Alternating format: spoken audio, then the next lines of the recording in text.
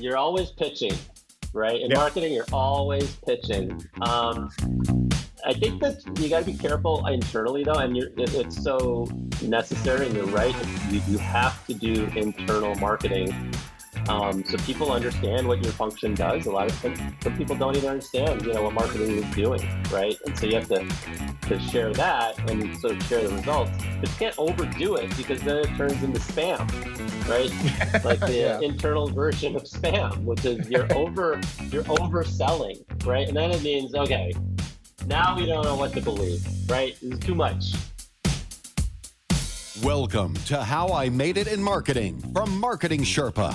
We scour pitches from hundreds of creative leaders and uncover specific examples. Not just trending ideas or buzzword-laden schmaltz. Real-world examples to help you transform yourself as a marketer. Now, here's your host, the Senior Director of Content and Marketing at Marketing Sherpa, Daniel Burstein, to tell you about today's guest. Let me confess something to you right now. I have my share of weaknesses. I'm sure you're not shocked to hear that. We all do, right? But I don't go all in on improving them. Instead, I focus on my strengths. I learned this lesson from John Maxwell long ago. He said, "We're taught to be well-rounded and to improve our weaknesses. However, in many arenas of life, we naturally perform poorly. Even with hard work, we will never become better than average in them. The reality is that people don't pay for average. No one gets excited to dine out at an average restaurant, to spend 2 hours watching an average movie, or to hire someone with average abilities." Ouch. But true. I've internalized that and I live that in my career. So I was excited when I saw the podcast guest application for my next guest and wanted to talk to this kindred spirit to learn how he has taken this approach in his quite successful career. But with all due respect to Maxwell, I like how my next guest worded it even better. Focus on your left foot. Here to tell us how he learned and lived that lesson and to share many more lesson-filled stories is Asim Zahir, Chief Marketing Officer at Nasuni. Thanks for joining us, Asim. Thank you, Daniel. Nice to be here. So let's take a quick look at your background so people understand who I'm talking to. Just cherry-picked from his wide and varied career, but started early in his career as a senior manager of worldwide product management and marketing at Compaq Computer Corporation. He's been a CMO of Archivus, which is now part of Hitachi Data Systems, a CMO of Hitachi Vantara, and now he is CMO of Nasuni. Since its founding, Nasuni has raised $169 million, with the last funding a $25 million investment in which all previous investors participated, including Goldman Sachs, Telstra Ventures, and Northbridge Venture Partners. Nasuni is above $100 million ARR, and Asim manages a marketing budget of approximately 10% of that revenue. So, Asim, give us a sense. What is your day like as CMO of Nasuni? Yeah, it's a great question. Well, I've only been at Nasuni about a month, first of all, so I'm still getting acclimated, but I feel like I've been there a while. My typical day is commuting into our worldwide headquarters in beautiful downtown Boston in the Seaport District, which is always fun because it's a great part of the city. It's actually a great part of the world. A lot of energy, a lot of tech companies down there, a lot of great culture, restaurants, and everything. So it's a great place to go to every day. And while we're there, boy, what am I working on? Because we're just getting out of this whole, hybrid remote work world that we lived in, and people are now starting to get back into the office. So whenever we're together, we're meeting a lot, which is great because I get energy from other people and I get ideas and we bounce things off each other and we're better for it. And so we do spend a lot of time just catching up, right? There's a lot of information sharing. I do a lot of one-on-ones with my team members. We actually are able to get into rooms and brainstorm, on whiteboards, which is really hard to do on Zoom. So that's my typical day, is just catching up on what's going on, brainstorming on what we want to do next, and just kind of learning from my team members and my colleagues just about our industry and about our company. Most recently for me, because I'm relatively new. All right, fantastic. Well, let's take a look at you're new in Estonia, but you're not new in the marketing industry. So let's do your look at your long and varied career and see what we can learn from the things you've made. Your first lesson, you said, focus on your left foot. So I referenced this in the beginning. I Yeah, kind of maybe gave it away, but what do you mean by yeah, this? How'd you learn this story? yeah. How'd you learn this lesson? Yeah, well, first of all, I got this analogy from Marcus Buckingham, who's a best-selling author and speaker. Um, he spoke to one of my companies many years ago, and he talked about this concept, which is um, focus on your strength rather than spending too much time trying to build up your weaknesses, because research shows and history shows that people who double down on what they're good at have a higher uh, propensity to be successful over time in their chosen field. And so the example of the left foot comes from actually Lionel Messi, who is, arguably the world's greatest soccer player, maybe the greatest player of all time. He's now playing here in the United States, which is fantastic. We love that. He's very left foot dominant, and early in his career, people tried to move him to try to work on his weakness, which is his right foot, and it was a complete waste of time. He just he chose to stick to his left foot, which is unstoppable, basically, and everybody knows it's coming, and everybody knows he's going to use it, and they can't do anything about it because he is so good at it. And so that's where the lesson I learned from Marcus and kind of applied that to myself, which is, all right, what am I really good at, and how do I hone those skills?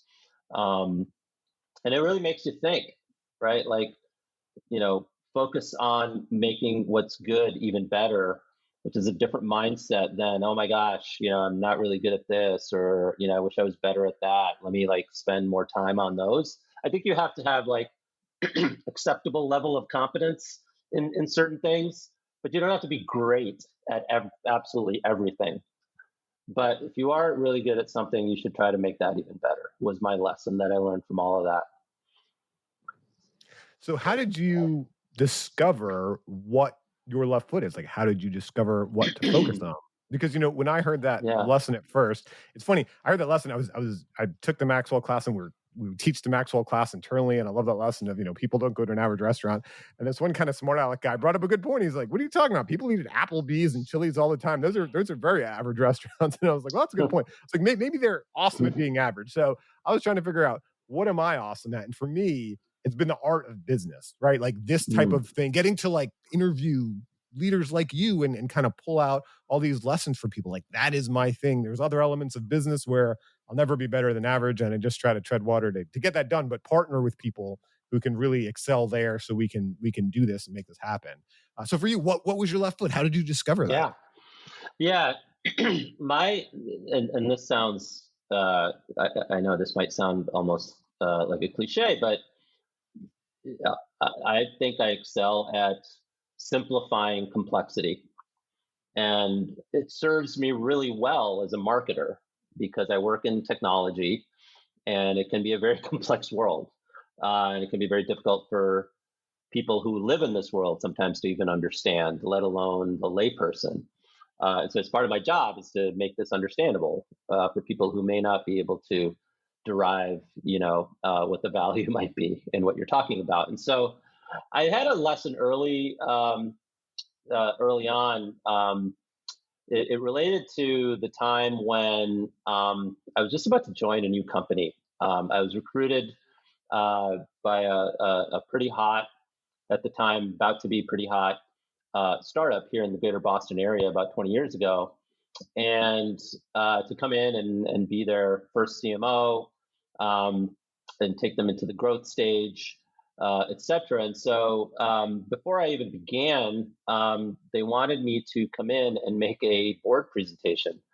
Um, and I had not even really studied their space all that well. And the task was to analyze the market and analyze the competition and present to the board in a week what you learned and how we, the new company, were going to differentiate ourselves in that space. And so I had done some cursory work around this, and obviously before I decided to join them, but this was a lot of deep, late nights and research, and trying to understand a space fairly quickly to people who actually knew it a lot better than I did at the time. But my job was to try to cut through the noise and walk away with a couple of key takeaways that I could share with them that maybe they hadn't considered previously. And so, long story short, I pulled it off. They didn't fire me before I even started, and I realized, okay, wow, this is. I guess I can do this. I'm good at this. And so I try to apply that. It's not always perfect, but I try to apply that mindset as much as I can, because um, in business, and especially in tech, you have a tendency to get overwhelmed and almost go too deep in certain areas, and you completely lose sight, right, of the forest. You're always in the trees. And so I think as marketers, our job is to help people see the forest at all times.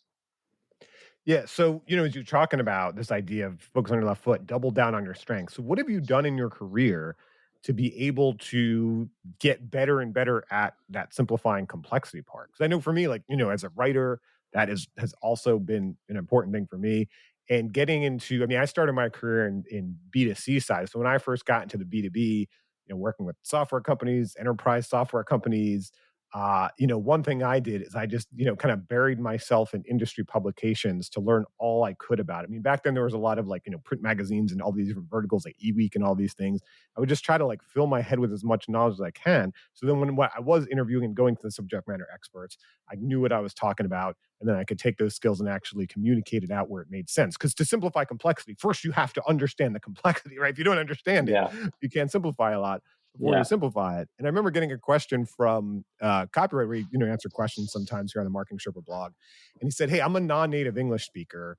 And I'm not fluent." He's like, "What can I do to become a better copywriter?" And so one thing I told him was like, "Hey, we're all non-native," right? So I Mhm. might be a native English speaker, but I was non-native in software. I was non-native in tech. I mean, there's so many different industries or, like some verticals I've had to work with where I started non-native.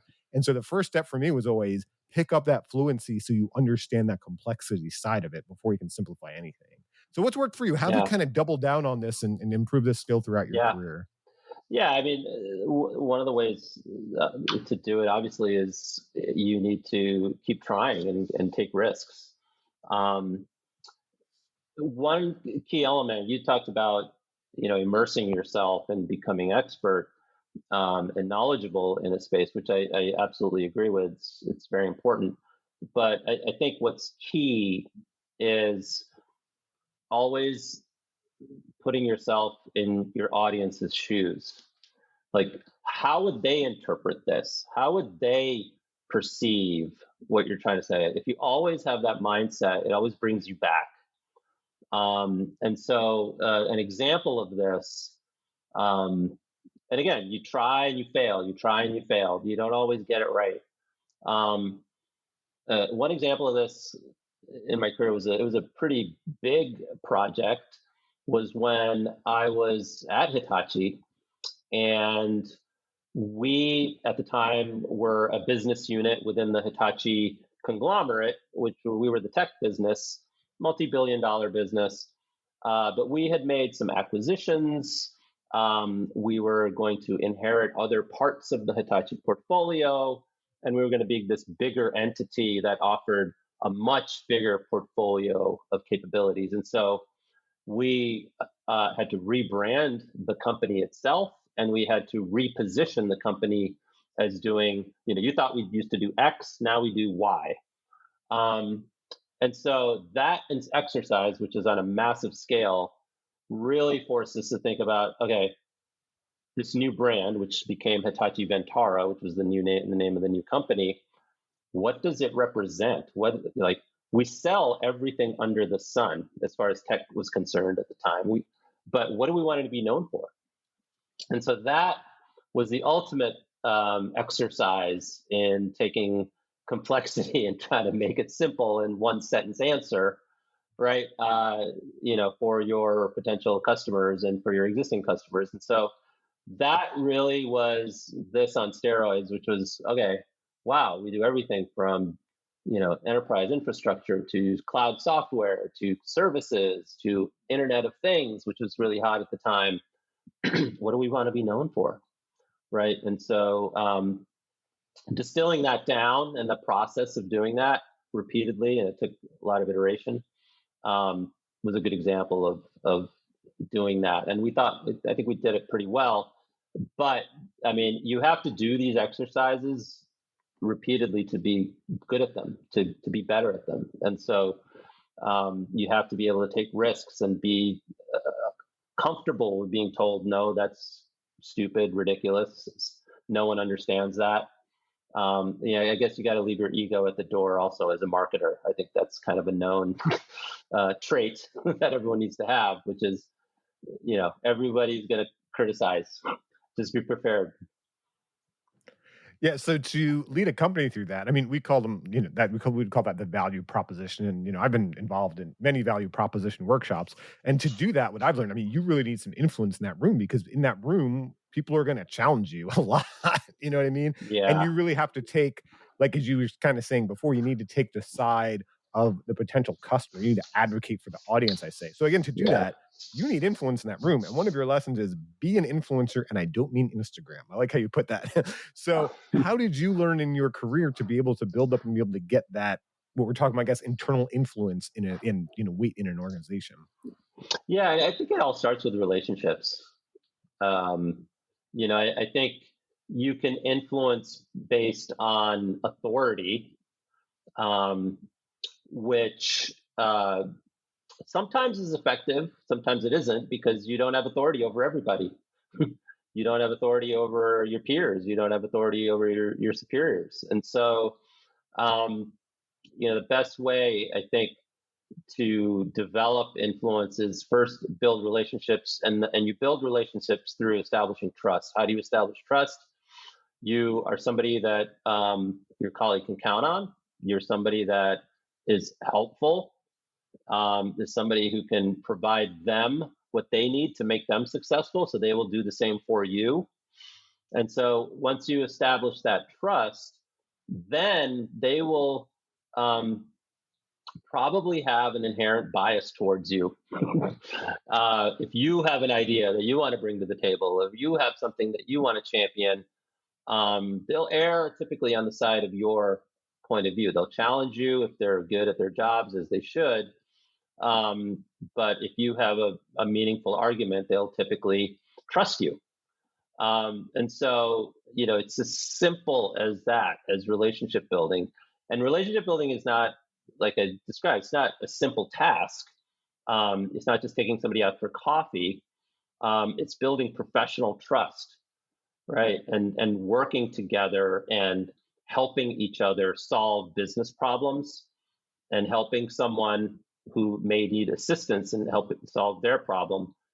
They're going to come to your aid when you need them to champion for something, or need your help convincing others to do something. That's what's worked for me.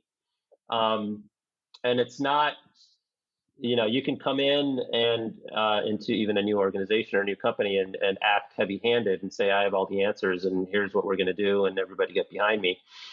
Well, if people don't, A, they don't know you that well, and B, you haven't been there long enough to establish any trust, then they may follow along for a little while, but invariably they may abandon you and not believe in your idea. So it takes time.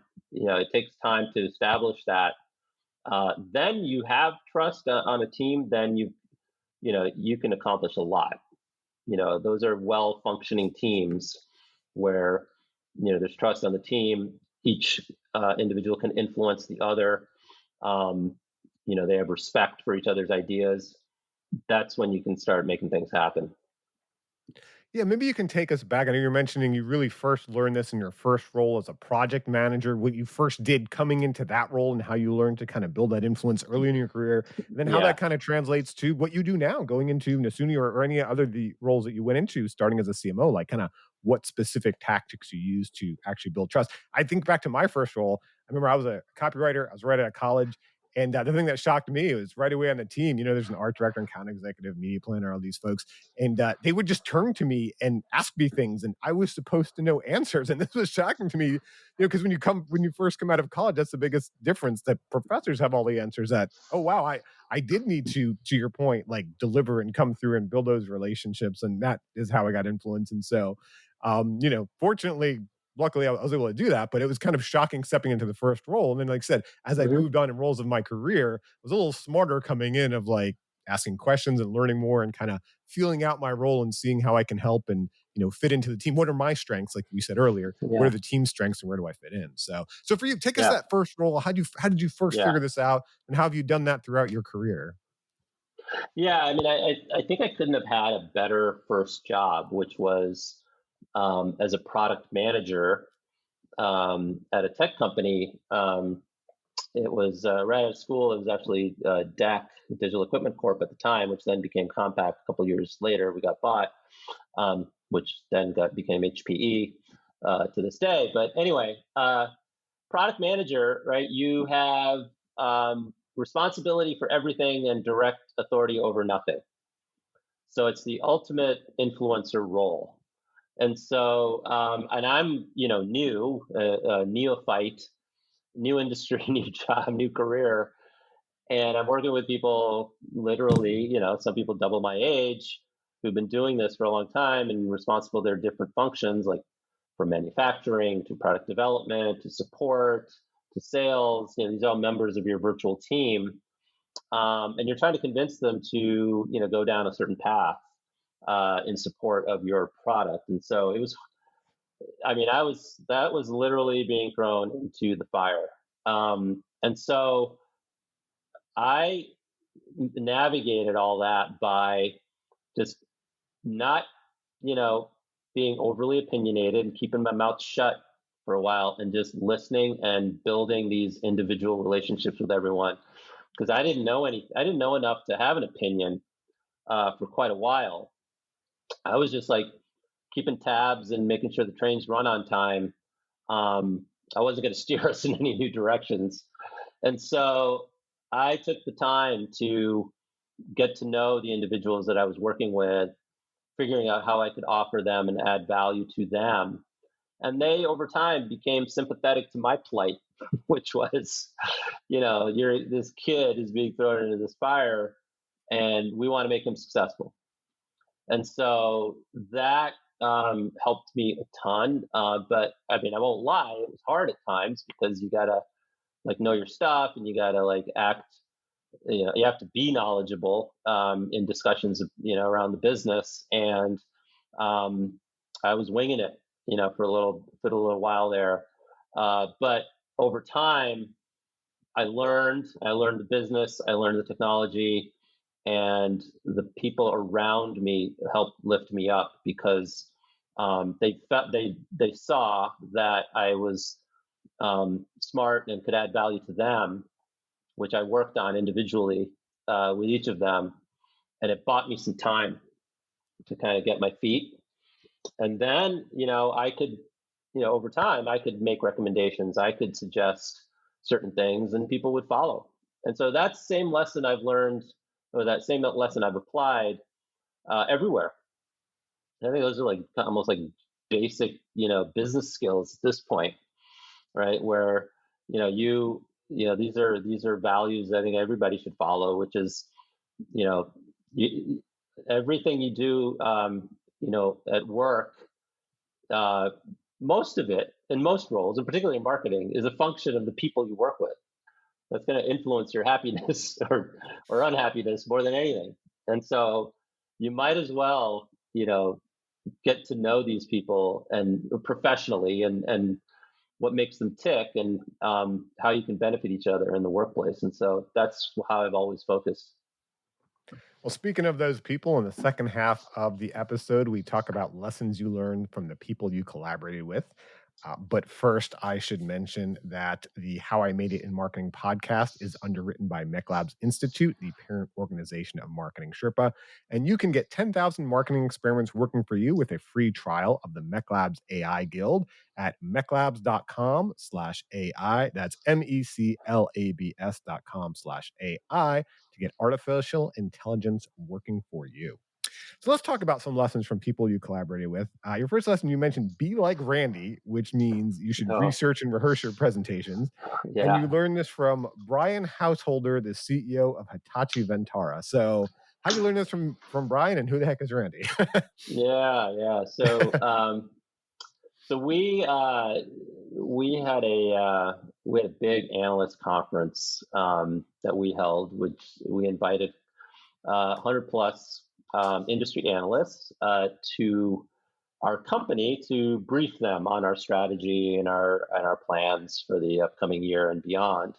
And so it was a very formal event, ballroom style, big hotel. And multiple topics on the agenda. And I was the MC. I was the host. I did presentations, and also I hosted the day's events. And my style at that point in time, this event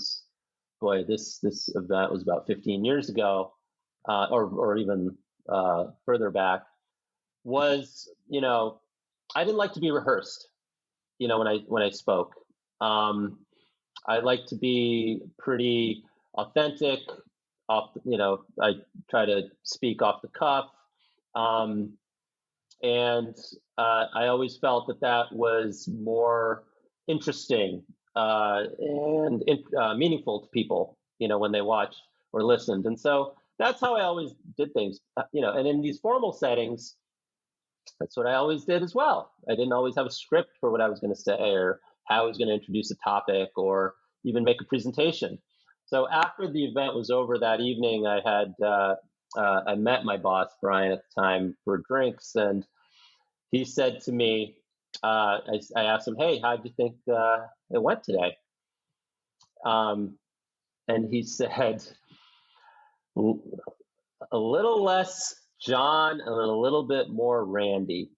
And so what that meant was John was the loosey goosey, wing it, seat of the pants guy, and Randy was the super rehearsed, buttoned up, very crisp speaker in front of large audiences. And so said, "Be more like Randy." And so nothing more actually had to be said. I completely got it, which was sometimes you need to be a little bit more prepared and more rehearsed, because the setting dictates that you need to be that way. People will get more value and understand you better when you prepare in those ways. And you can actually even have a more interesting and compelling presentation when you prepare and rehearse and so forth. And so in settings such as that, from that day forward, I was always super prepared. Rehearse in advance, have a script, walk through it. This was a 180-degree opposite of what I had been my entire career. And it had gotten me pretty far. But at that point in time, it was not enough. I needed a change. And so I'll never forget it. Need to be more like Randy. So what do you do though to balance that to make sure that you're still focused on the audience in front of you? Kind of like you were mentioning before, it's like that's a key part, making sure you're kind of focused on that customer. Because I know for me, I mean, first of all, that's a great way for a CEO to get feedback. But I know for me, I was a co-host of Marketing Sherpa Summit, and I did take that approach, like we did with this podcast. Like if people don't see, like we put a lot of prep into this. I put a lot of prep into those events. But one thing I would always do is I would try to get out and talk to members of the audience before like open the show or throughout the show and get their feedback, at lunches, at breakfast, at cocktail hours, anything I could do to talk to actual attendees. And even through the event, because it's a few day event, like that feedback would help me kind of understand what's really hitting and what's not. Because when you're speaking at a big event, at least this is how it was for us, we're filming the event. So there's lights right in your eyes.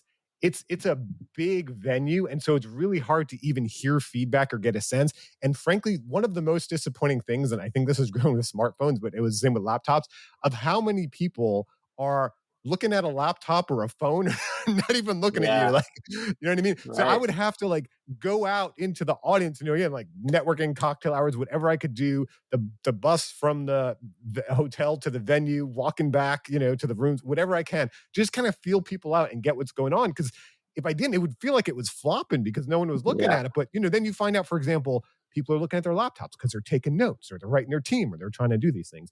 So for you, I 100% agree with that.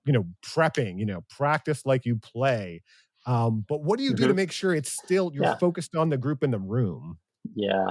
Yeah. I mean, you have to be able to ad lib, and you have to connect to the audience in some way. And so, absolutely, you're right. You're under these big lights. I always feel like I'm under the hot, blazing sun. There's a giant spotlight over your head all the time. You can barely even see, some of these big events, you can't even see the audience. Um, but you have to make an effort to kind of you know some of the people that are out there, right? You've already been mingling amongst the crowds in advance typically, and so you've got some stories, right? A conversation that you might have had, something funny that happened, and I think it's always a good idea to kind of weave that stuff in, so that people get the idea that they're going to hear something that's new and unique and not typical, not scripted in any way. And so I always try to do that as well, which is make an observation or something that just occurred or something that somebody just spoke about prior to me getting up there. Um, so it's this combination. Like I think you have to have like your story down like 80%, and then you got to have like this 20% that you need to be able to improvise and add some color, add some stories that you just heard or something that just happened. Like I think that's a good mix. Yeah, because that at the end is, I think we've probably seen over these past few years more than ever. That is the upside of a live event. It's like because there's a lot of things Yeah, you could just watch a video of or right. read a PowerPoint presentation, see it online at this point. The fact that Exactly. we're congregating together and doing that, you know what I mean? So I like your point of like, okay, bringing it back to what was going on there live. Um, Another lesson you mentioned, team above self. You said you learned this from Jack Domi, the CEO of Hitachi Vantara. How did you learn this from Jack? Well, Jack was, yeah, he was well known for this. Um, he was the ultimate like team guy, and he was senior executive at the company and so forth. And so um, he set such a tone that if you were to make an update or a presentation or a project update of any kind at his executive meeting, um, you better not forget to thank your teammates and mention all the people that did much of the work. And you better not, talk about, me, because if there's any sort of self congratulations or any sort of inkling of, I'm here to get my flowers, um, you will get shot down. And, you know, I saw firsthand a couple people, get knocked down a few pegs for that or being called out for acting that way. But I was also advised wisely by strong, um, peers of mine who told me who had been there a while that this is the way it works here. And so I always kept that in mind. But uh, what happens though is when you live that for so long, it becomes part of you. And it just becomes ingrained in how you view things and how you expect others to operate. And I think that was one of the biggest cultural impacts that Jack made or had at the company while I was there. It's as simple as that, but it just permeates everything. Um, and so it became part of my playbook, right? And so that's how I kind of view things and how I view others. Um, and it makes people better teammates, and it also forces you to think about, how you got where you did. So when you're setting the culture of your team, when you're a CMO, like, are there any specific things you do to foster that teamwork or to foster that team attitude? Because I mean, there's so much today. For example, we're these globally distributed teams. There's these hybrid workforces, working at home, and all these things, and it can be hard to foster that team mentality. I mean, one thing I've noticed now that since I work at home is that fortunately, there's a lot of people I work with I've had a long relationship with, but not everyone, and so work becomes a lot more of a transactional relationship. Yeah, there's Slack or Teams or whatever, but it's more like, hey, get me this thing, get me that thing. Versus when you're in the same office all the time, working on Hmm. deadlines, traveling together, doing events together, you have that chance naturally for downtime to get to know each other, get to know families, get to know that person, get to know a lot of things about them. So, is there anything specific you do with your teams or you've done with your Yeah. teams to kind of foster that teamwork and camaraderie? Yeah, I mean, there's the teamwork aspect, but there's also the notion of showcase the team. And so what I often do is, if there's an update to be made, a project to be presented, and this works remote as well as in person, is I want to hear directly from the person who worked on it, not the manager, not the manager's manager. Let the person have their moment. And so you set that expectation, and then you let those people who are, further down in the organization, who often don't get a lot of attention or visibility, you pull those people out regularly to showcase them in different venues, different settings, and all hands meetings, and your virtual town halls, like, so and so project manager, presenting their work, not that person's leader or their two levels up, because this is for executive consumption. No, it has to be the person who did the work. And so that, I think, is possible in any work setting, and that sets a tone, right? And so I think what it also does is it forces a those individuals who often don't get the visibility to work on their game, right? Polish up their work, make sure everything is buttoned up and performing properly, and then be able to present that.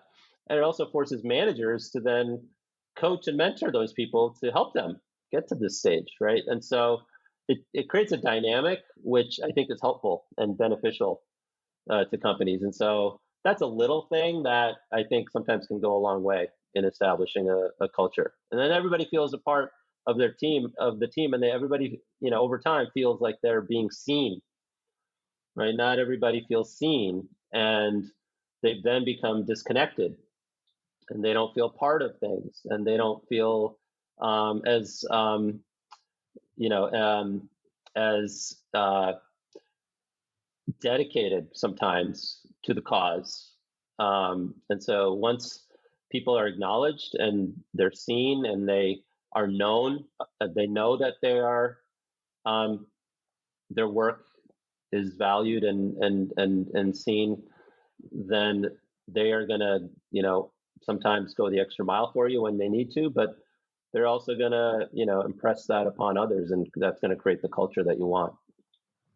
No, that's awesome. I really like that, not just for that person getting the kind of credit for what they did, but I think something that's so important in marketing is the ability to pitch. And I wonder your thoughts on this. I worry sometimes as Hmm. marketers too much, especially sometimes maybe when we get higher in our career, we overlook the importance of internal marketing. It's kind of like getting to the influence thing you were talking about, where it's Yeah. just feel like either we have the authority and so just do that thing and we don't kind of explain it internally, or lower level marketers, they just get frustrated. Oh, they don't understand, I can't get the budget or technology. And so to me, maybe more coming from the creative side, pitching has just always been such a core part of what I had to do. It wasn't just Yeah. having the right campaign or coming up with the right ideas or concepts or budgets or whatever for the end audience. It was being able to pitch that internally, understanding the different internal stakeholders, whether that's, a CEO, CMO, they've got to go in front of a board, they've got to go in front of investor analysts, what they've got to talk about, or just, internally sales, product development, like what matters to them. So I wonder for you, like, do you feel like that internal marketing Yeah. piece, like